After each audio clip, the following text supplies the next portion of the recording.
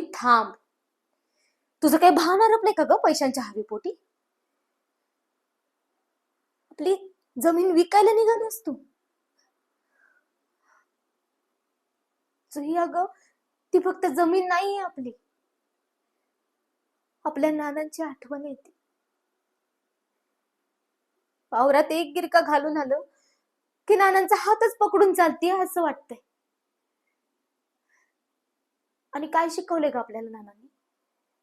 ही माती नाही, माय हाय आपली. आणि याच मायला तू विकायला निघालीस. नानांनी नांगरणी करताना त्या नांगरावर उभं करून या मातीची मला ओळख करून दिली. लाल माती, या मातीचा तो उबदार स्पर्श, पावसाची सर पडल्यावर येणारा तो दरवळ, तो मातीचा दरवळ अजूनही मनात तसाच आहे गजू, कायमचा. नाना नेहमी म्हणायचं,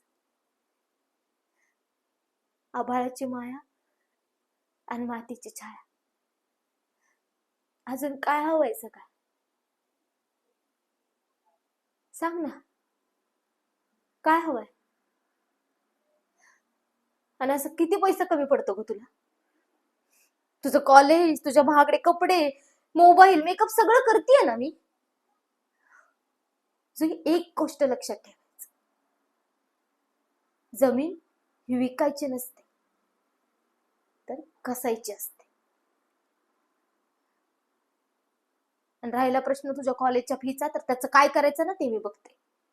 तू तुझं डोकं चालवू नकोस. निघ आता जुई, निघ आता. मला याच्यावरती चर्चा नकोय.